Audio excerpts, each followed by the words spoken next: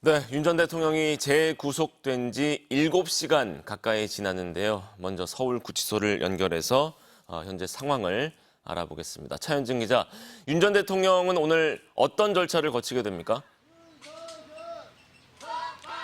네, 오늘 중 절차가 이뤄질 것으로 보이는데요. 윤석열 전 대통령은 법무부 호송차를 타고 어젯밤 9시 반쯤 이곳 서울구치소에 도착했는데요.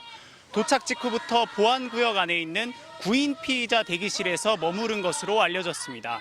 새벽에 구속영장이 발부되면서 정식 입소 절차는 오늘 중에 이뤄질 것으로 보이는데요.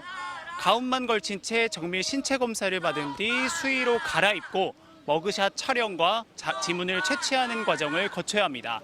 윤 전 대통령이 이동할 곳은 10제곱미터 규모의 독방으로 알려졌습니다.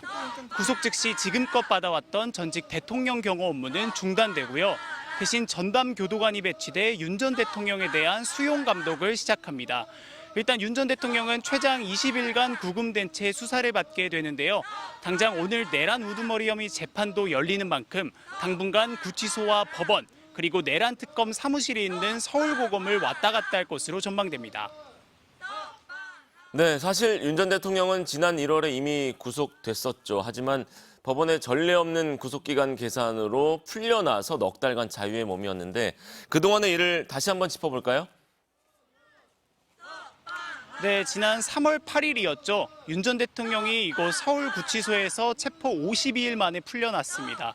구치소를 나서면서 경호 차량에서 내려 지지자들에게 손을 흔들고 주먹을 쥐어 보이기도 했습니다. 구속기간을 계산할 때 제외하는 기간을 날이 아닌 시간으로 해야 한다는 전례 없는 논리를 이 내란 사건 재판을 맡은 지기현 재판부가 받아들이면서 벌어진 일이었습니다. 검찰도 항고를 포기했고요.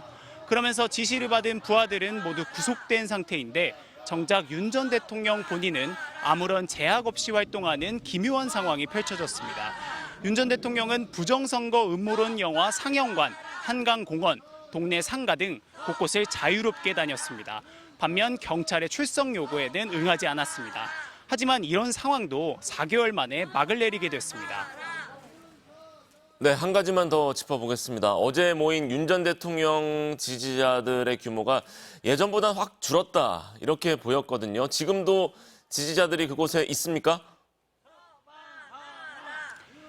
네, 어젯밤 윤 전 대통령이 호송차로 이곳으로 올 때까지만 해도 수십 명이 되는 지지자들이 있었는데요.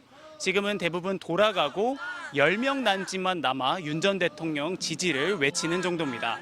어제 구속영장 심사 당시 서초동 자택 앞이나 법원 앞도 예전과 분위기가 달랐습니다. 신고 인원은 2,000명이었지만 수백 명만 모여 곳곳에 빈자리가 눈에 띄었고요. 지난 1월 서부지법 구속영장 실질심사 때 수만 명이 모였던 것과 비교하면 규모가 훨씬 조그라들었습니다. 지금까지 서울구치소 앞에서 MBC 뉴스 차현진입니다.